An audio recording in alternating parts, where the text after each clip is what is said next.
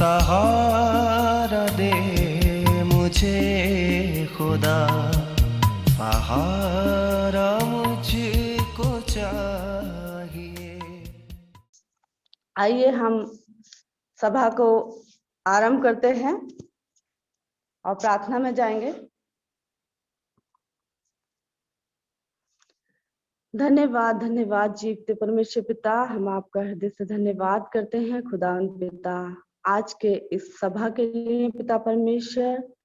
खुदावन इस सुबह के लिए पिता परमेश्वर कि आपने प्रभु फिर से प्रभु हमें ये मौका दिया कि हम प्रभु आपकी स्तुति आराधना एक साथ मिलकर प्रभु आज इस सुबह में करने वाले हो सकते हैं। प्रभु रात भर आपने संभाला, मीठी नींद दी और फिर से प्रभु हमें जगाया कि हम प्रभु आपका नाम लेने वाले हो सकते हैं। खुदावन पिता, इस समय पिता परमेश्वर हम इस मीटिंग को, इस सभा को प्रभु आपके हाथों में देते हैं। प्रभु खुदावन, आप इस सभा के लीडर हो पिता परमेश्वर। खुदावन, जो भी पिता परमेश्वर इस सभा में जुड़े हैं प्रभु यीशु, सबके साथ हो, सबको आशीष और बरकत देना पिता, सबको अकल बुद्धि देना पिता परमेश्वर। प्रभु खुदावन, कोई भी नेटवर्क प्रॉब्लम पिता इस सभा में ना होने वाली हो सके पिता। खुदावन, इस मीटिंग को प्रभु आपके हाथों में देते हैं। प्रभु संभालना और रक्षा रहनुमाई करना शुरू से और लास्ट तक प्यारे प्रभु यीशु। सारी आदर महिमा आपको मिले, इस प्रार्थना को आपके बेटे यीशु मसीह के नाम से मांगते हैं, सुनो और कबूल करो, आमीन। अब हम चलेंगे, अब संदेश का समय है जो 20 मिनट्स का होगा, जिसे आज हमारे लिए लेकर आई हैं रबेका मैम जी।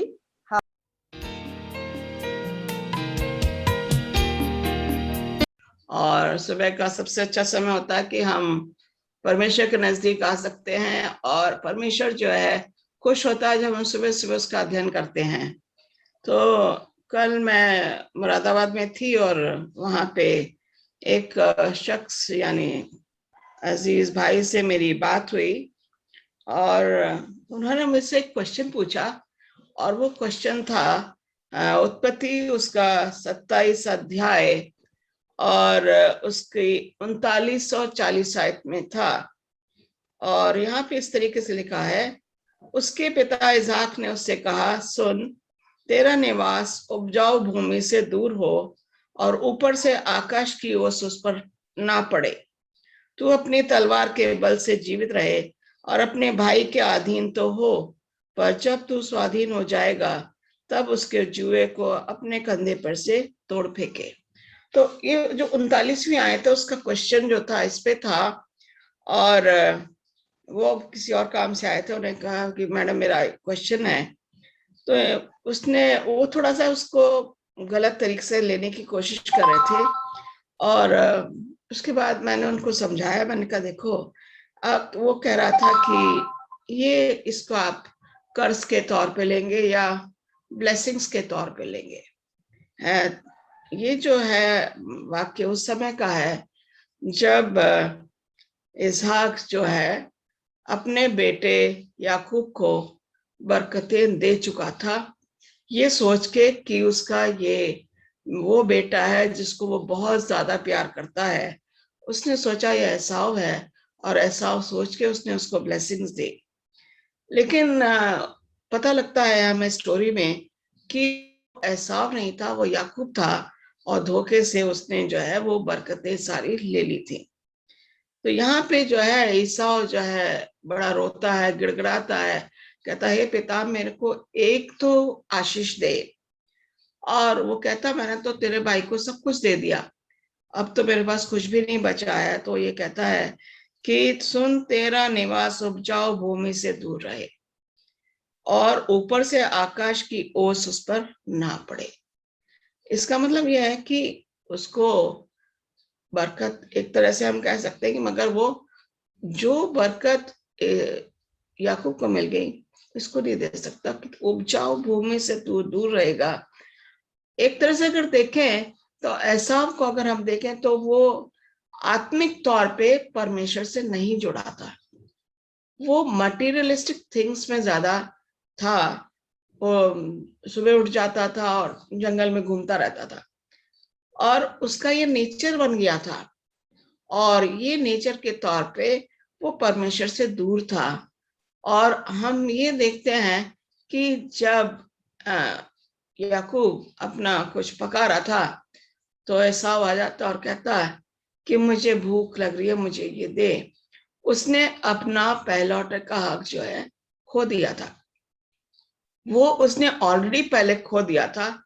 अब दोबारा उसकी जो बरकतें जो थी वो याकूब को मिल जाती है, और इसके पास बरकत तो है, लेकिन वो आत्मिक तौर वाली जो बरकत है जो याकूब के पास थी वो नहीं मिली। तो जब मैंने उन्हें समझाया तो वो उसको समझ गए।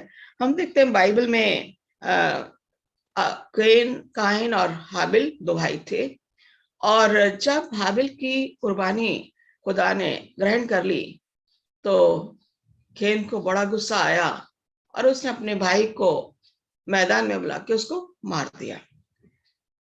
और यहाँ पे उसे ऐसा लगे कि परमेश्वर जो है इसको ज्यादा प्यार करता, मुझे नहीं करता।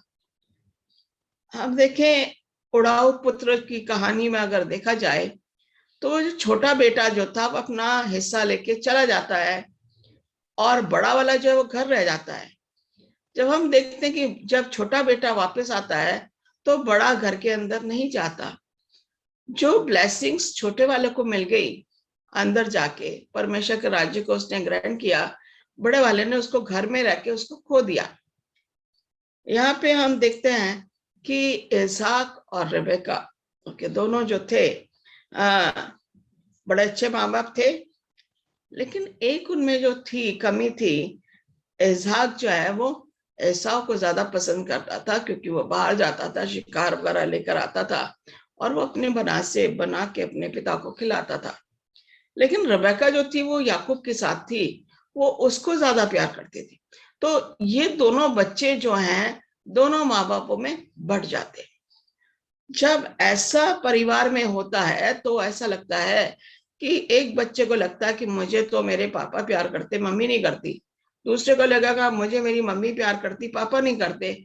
और ये पार्शियलिटी जो पक्षपात जो घर में हो जाता है, इसका अगर हम रिजल्ट देखें, याकूब जिसने की बरकतें ले ली और वो जो है उसको वहां से भागना पड़ा, और ये एसाव जो बहुत तैयार बैठा था कि जब मेरे पिता की मृत्यु हो जाएगी तो मैं इसको बदला लेके खत्म कर दूंगा। तो याकूब को वहां से भागना पड़ता है, और जब ये वहां जाता है लेबान के घर, इसने एसाव को चीट किया। ओके, चोरी से उसकी पहलौठे का हक ले लिया, ब्लेसिंग्स भी ले ली। जब ये लेबान के पास जाता है तो लेबान ने इसको चीट किया। और हम ये देखते हैं कि जैसा व्यवहार हम करते हैं लोग हमारे साथ वैसा ही करते रहे। तो जब लेबान ने इसको चीट किया तो, लेकिन एक चीज अगर देखी जाए याकूब में, तो उसके पास आत्मिक तरह की बरकतें थीं, और वो जब वहां से अपने घर से भागता है तो परमेश्वर उसके साथ था।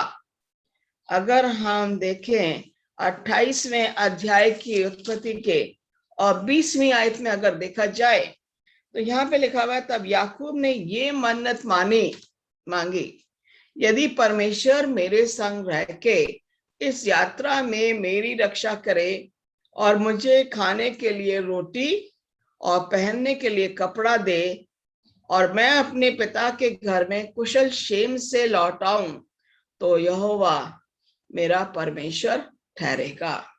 यहाँ पे ये कह रहा है, उसने एक पत्थर लिया ये पत्थर जिसका मैंने खंबा खड़ा किया है परमेश्वर का भवन ठहरेगा, और जो कुछ तू मुझे दे उसका 10 मैं अवश्य ही तुझे दिया करूंगा।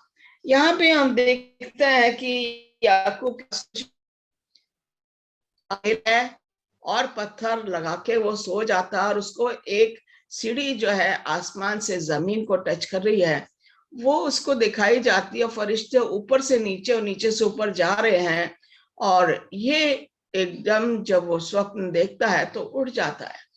और इसने वहीं पे जो है परमेश्वर को धन्यवाद किया।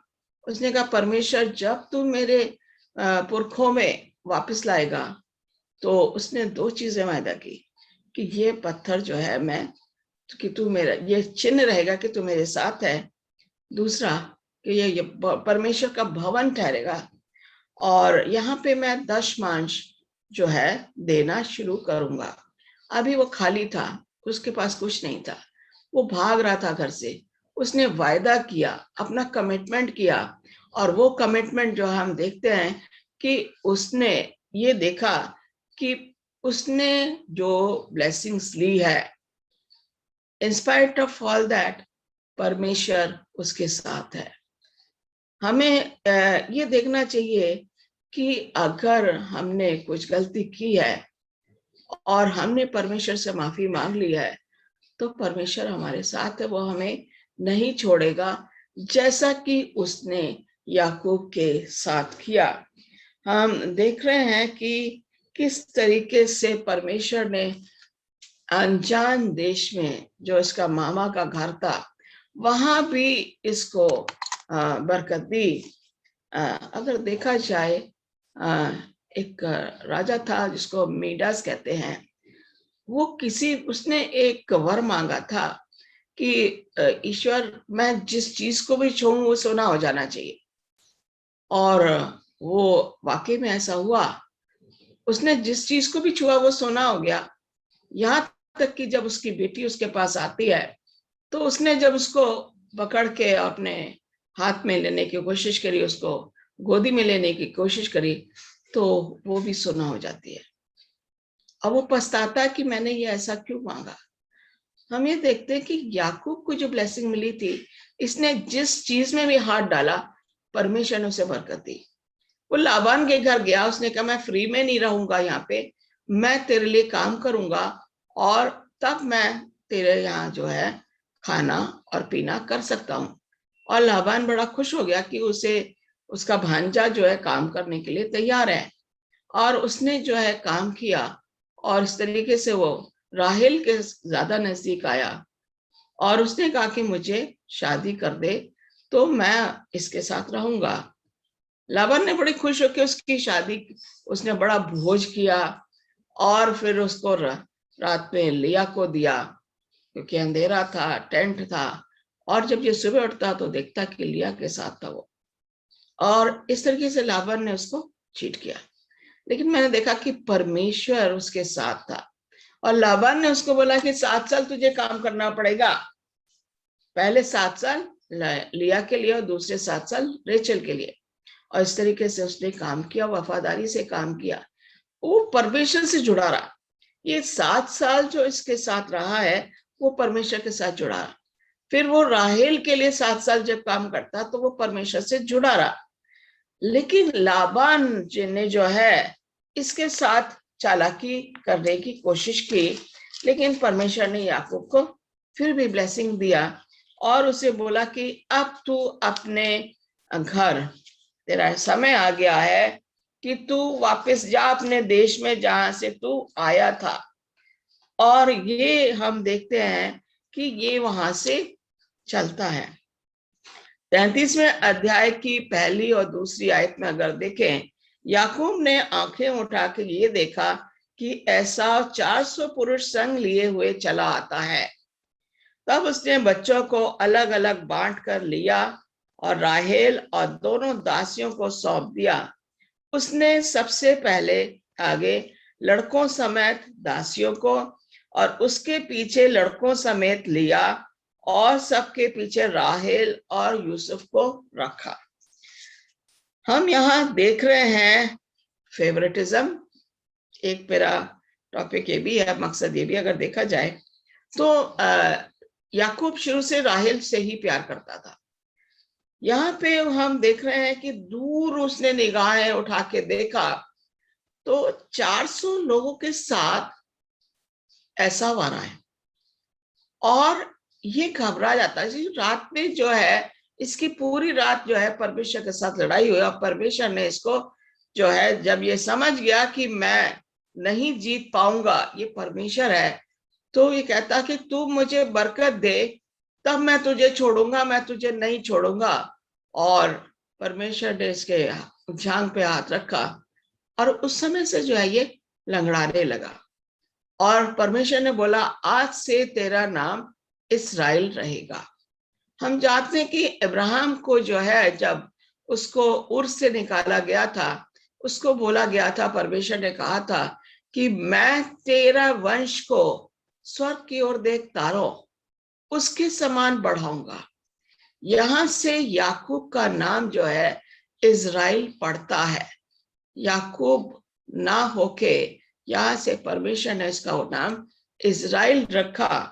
और हम यहाँ देख रहे हैं कि इसने परमेश्वर को नहीं छोड़ा।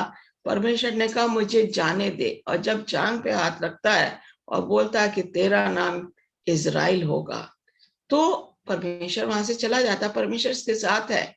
लेकिन थोड़े देर के लिए अगर आप समझे कि ये मन में बैठा हुआ, इसका डर था, इसे वो डर था कि 20 साल के बाद मैं वापस लौटा हूं, ये एसाव जो 400 लोगों के साथ आ रहा है, ये कहीं मुझे मार ना दे। और यहाँ पे ये पहली दूसरी तीसरी आयत में अगर देखें तो इसने बड़ा ऑर्डर से अपने परिवार के सदस्य को लाइन में लगाया। सबसे पहले उसने बिल्हा और जिल्पा के बच्चों, बिल्हा को आगे उसके बच्चे, जिल्पा को आगे उसके बच्चे, उसके पीछे राहेल उसके बच्चे, और सबसे पीछे लिया और उसके बच्चे, और सबसे लास्ट में राहेल। और हम ये देखते हैं कि याकूब ने ऐसा क्यों किया। उसने जो है जिल्पा और बिल्हा, जो इसकी दासियां थी लिया और राहेल की, उन दासियों को इसने आगे किया, क्योंकि वो उनसे प्यार नहीं करता था जितना कि वो लिया और राहेल से करता था। तो उसने पहले दासी और उनके बच्चों को आगे रखा।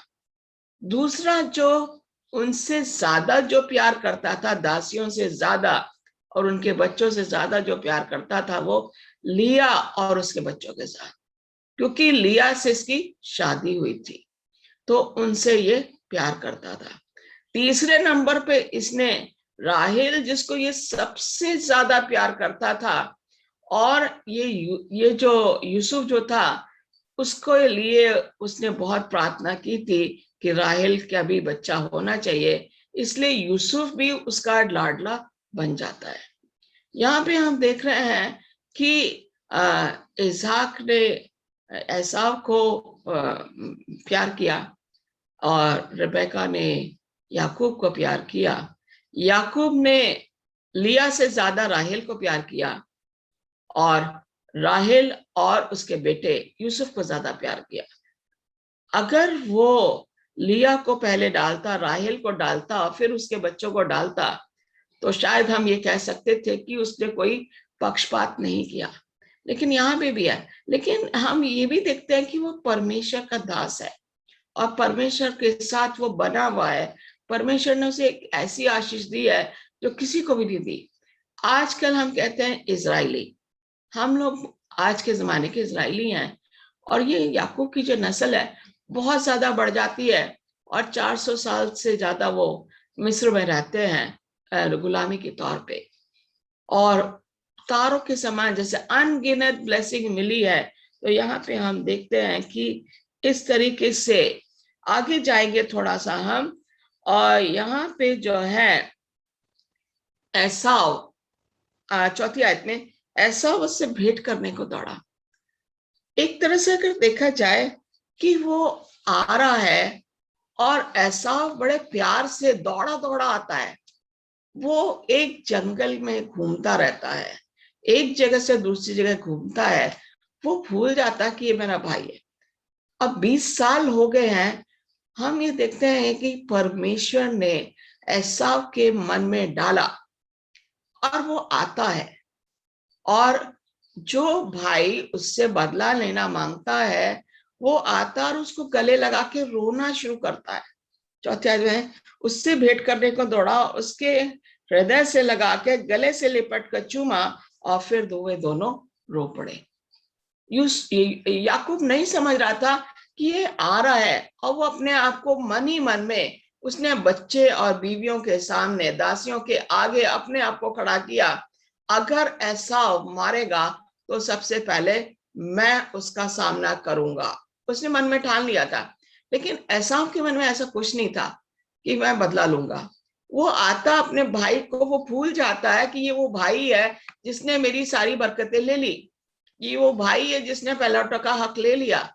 हम देखते हैं कि परमेश्वर ने उसके मन में ऐसा डाला, इसलिए वो दौड़ा दौड़ा आता है और याकूब को गले लगा के और रोता है, सच्चा प्यार जाहिर करता है।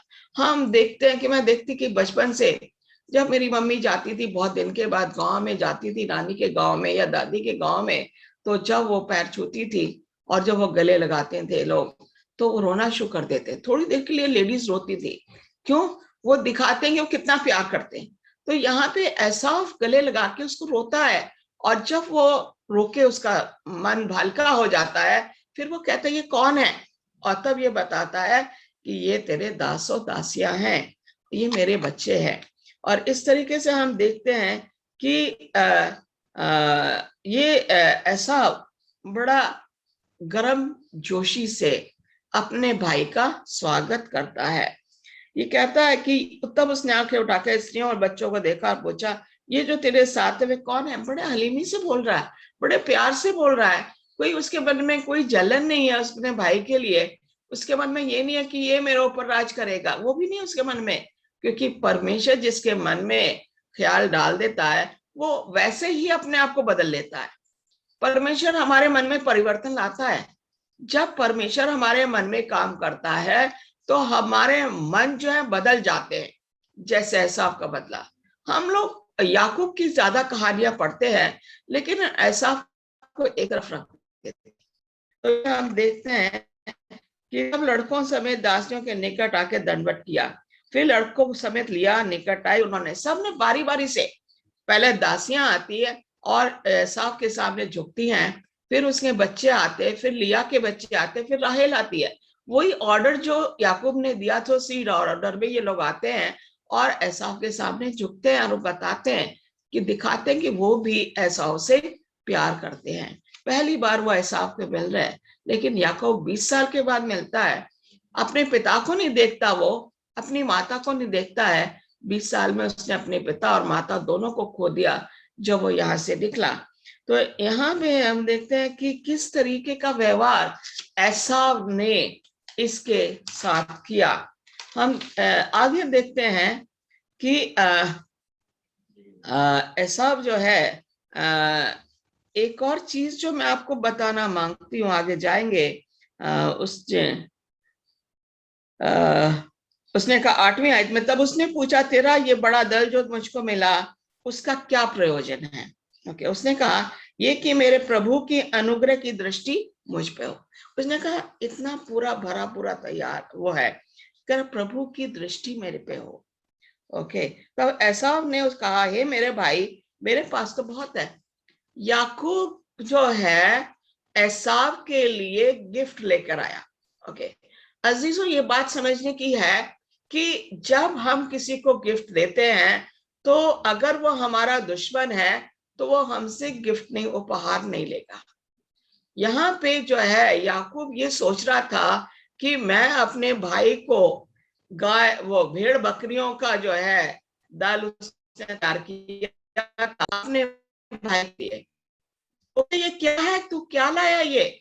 उसने कहा अगर मेरे प्रभु की दृष्टि मेरे पर भलाई की है तो ये मैं तेरे लिए लाया हूं। और अगर गिफ्ट को एक्सेप्ट नहीं करता तो याकूब ये सोचता कि शायद इसके मन में मेरे लिए अभी भी बैर है। और फिर वो एसाव कहता है मेरे पास तो बहुत कुछ है। यहाँ पे 9वीं आयत में, 33 की 9वीं आयत में लिखा है एसाव ने कहा, हे मेरे भाई, मेरे पास तो बहुत है, जो कुछ तेरा है वह तेरा ही रहे। कह रहा भाई मेरे पास तो बहुत है। अब हम यहाँ पे एक चीज और गौर करेंगे। मैंने आपको बोला था कि इसके पास आत्मिक तौर की बरकत नहीं है, इसके पास दुनियावी चीजों की जो बरकतें हैं, जो उसने कमाई है, जो उसने काम करके लिया है, इकट्ठा किया है, इसके पास भी बहुत कुछ है। कह रहा मेरे पास बहुत कुछ है, लेकिन ये परमेश्वर से हमेशा दूर रहा है। तो यहाँ पे कह रहा है कि मेरे पास बहुत कुछ है, मुझे जरूरत नहीं है। लेकिन जब याकूब उसको बार बार कहता है कि ये मैं तेरे लिए लाया हूं, तब उसने कहा, ये 10वीं, याकूब ने कहा, नहीं नहीं, यदि तेरा अनुग्रह मुझ पे हो। परमेश्वर का अनुग्रह हमारे पर बना रहता है। परमेश्वर का अनुग्रह अगर हमारे पर बना हुआ है तो उससे ज्यादा हमें कुछ नहीं चाहिए। और ये बता रहा है कि तेरा अनुग्रह मुझ पर है, अगर तेरा बैर मुझसे नहीं है, अगर तू मुझे अपने भाई के तौर पे एक्सेप्ट कर रहा है, तो ये जो मैं भेंट लाया हूं तो इसको ग्रहण कर। ये याकूब का मतलब था। यहाँ पे हम देख रहे हैं कि कह रहा कुछ पर हो, क्योंकि मैंने तेरा दर्शन पाके मानो परमेश्वर का दर्शन पाया है और तू मुझसे प्रसन्न हुआ है। मैंने तेरे यहाँ पे जो है याकूब अपने आप को बड़ा हलीम बना के ये दिखाना मांग रहा है कि इवन दो मेरे पास ब्लेसिंग्स हैं, आशीषें हैं, लेकिन तू फिर भी मेरा बड़ा भाई है, वो तो बहाना मांग रहा है कि तू बड़ा है मुझसे, तेरा अनुग्रह मुझ पर होना चाहिए, मुझे परमेश्वर ने दर्शन दिया है। तो यहाँ पे कह रहे हैं कि परमेश्वर ने जो है एसाव के मन में डाला, तब वो उससे प्यार से पेश आया। जब परमेश्वर हमारे मन में समा जाता है तो हमारे मन से भलाई के काम ही निकलते हैं। हम दूसरे के साथ भलाई करना मांगते, प्यार से पेश आते हैं जब हमारे मन में परमेश्वर समा जाता है। तो कह रहा मैंने दर्शन में पाया और तू मुझसे प्रसन्न हुआ है। दर्शन में ये पाया कि तू मुझसे प्रसन्न है। ऑलरेडी उसको ब्लेसिंग मिल गई, क्योंकि परमेश्वर ने बोला तेरा नाम इजराइल है, और इजराइल जो है पूरी कौम है जो आज भी तैयार है। तो यहाँ पे हम ये देख रहे हैं कि ये जो कल्चर जो था इनका, कि अगर दुश्मन है तो वो कभी किसी से उपहार नहीं लेगा। लेकिन यहाँ पे ये इसको बड़े प्यार से पेश आता है। ऐसा अपना उसने बड़ापन दिखाया, मेरे पास सब कुछ है, लेकिन आत्मिक ब्लेसिंग नहीं थी उसके पास। तो यहाँ पे कह रहा है कि वो उससे वो गिफ्ट ले लेता है। गिफ्ट जब उपहार एसाव ने ले लिया तो याकूब खुश हो जाता है कि अब ये मुझसे बदला नहीं लेगा। गिफ्ट लेने का मतलब है कि ये मेरा दोस्त बन गया, और एसाव ने ऐसा ही किया। अब एसाव जो है इसको ले जाना मांग रहा है, और याकूब जो है इसको कह रहा तू आगे आगे जा, और मेरे बीवी है वो थक जाएंगे, इतना जल्दी नहीं चल सकते, हम लोग आएंगे पीछे पीछे, तू आगे जा। वो कहता मैं कुछ लोगों को छोड़ के जाता हूं तेरे लिए। वो कहता नहीं, हम आ जाएंगे। तो यहाँ पे जो है याकूब एसाव से मिलता है, लेकिन उससे अलग होने के लिए। और यहाँ पे देख रहे हैं कि एसाव जो उससे मिलता है वो सच्चे मन से मिलता अपने भाई से, और वो उसको लेने भी आता है। लेकिन जब उसने बोला कि मैं आऊंगा, मेरे बच्चे आएंगे पीछे पीछे, तो हम ये देखते हैं कि किस तरीके का व्यवहार परमेश्वर हमारे मन में जो डालता है, वो क्या डालता है हमारे मन में, वो डाल देता है जो कोई भी हमारे मन में नहीं डाल सकता। एक आदमी हमारे मन में परिवर्तन नहीं कर सकता, लेकिन खुदा हमारे मन में परिवर्तन करता है। इसलिए ऐसा बड़े प्यार से याकूब से मिला।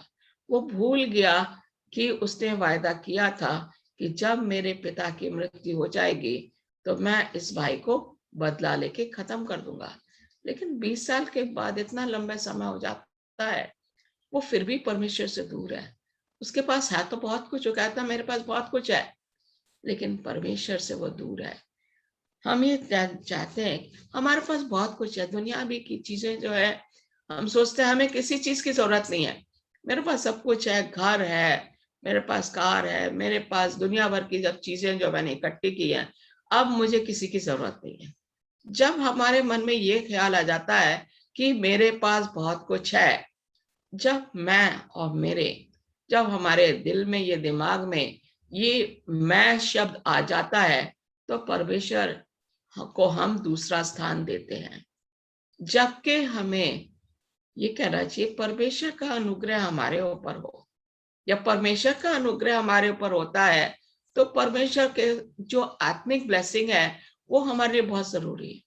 हम लोग जो सुबह सुबह 5 बजे उठते हैं, परमेश्वर के वचन में जाते हैं, परमेश्वर के वचन को सुनते हैं, परमेश्वर की आराधना स्तुति करते हैं, परमेश्वर की महिमा करते हैं, वो सच्चे मन से करते हैं। अगर हम परमेश्वर की आराधना और स्तुति अगर हम कर रहे हैं तो बहुत अच्छी बात है। अगर हम दिखाने के लिए कर रहे हैं, हम आ रहे हैं और दिखाने के लिए कर रहे हैं, परमेश्वर वो भी जानता है। परमेश्वर जानता है आपके दिलों को, परमेश्वर मेरे दिल को भी जानता है।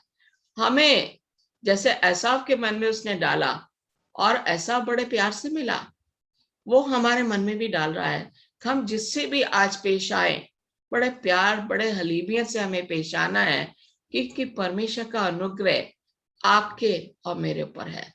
परमेश्वर हमसे प्यार करता है और उसी प्यार के द्वारा वो चाहता है कि हम दूसरों के साथ बड़े प्यार से पेश आए। परमेश्वर आपको आशीष दे। God bless you. आमीन आमीन। Thank you ma'am, thank you very much. बहुत ही अच्छा मैसेज मैम आपने दिया। प्रभु आपको बहुत बहुत आशीष दे, बरकत दे, और आप इसी तरीके से हम सबको गाइड करते रहें और अच्छे मैसेज परमेश्वर के सुनाते रहें। प्रभु आपको बहुत आशीष दे, आपकी फैमिली को ब्लेस करे। और मैं विश्वास करती हूँ इस मैसेज के द्वारा हम सबको बहुतायत के साथ आशीष मिली है। अब मैं बुलाना चाहूंगी आज के धन्यवाद के लिए, प्रार्थना करेंगी श्रीमती रानी मसीह जी।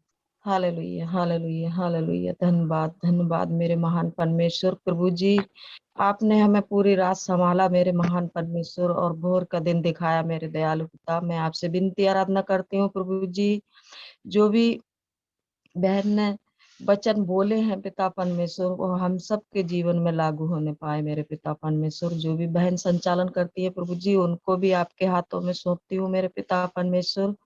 प्रभु जी, आप सबकी रक्षा हिफाजत करने वाले आप हैं मेरे खुदा। मैं आपसे विनती आराधना करती हूँ प्रभु जी, हे मेरे दयालु पिता। प्रभु जी, सारे जूम मीटिंग के पूरे परिवार को आपके हाथों में सौंपती हूँ मेरे महान परमेश्वर। हम सब भाई बहनों के जीवन में लागू होने पाए मेरे पिता परमेश्वर। हे मेरे दयालु पिता, मैं आपसे विनती आराधना करती हूँ प्रभु जी, आपने हम सबको संभाला है पूरी रात, और हम सब मिलजुल के आपकी आराधना कर सके मेरे पिता परमेश्वर। हे मेरे दयालु पिता, मैं आपसे विनती आराधना करती हूँ प्रभु जी, मैं ये सारी बातों को आपके चरणों में रखती हूँ पिता परमेश्वर। हे मेरे प्यारे प्रभु, मैं इस छोटी सी दुआ को उद्धार करता यीशु मसीह के नाम में मांगती हूँ प्रभु जी। आमीन।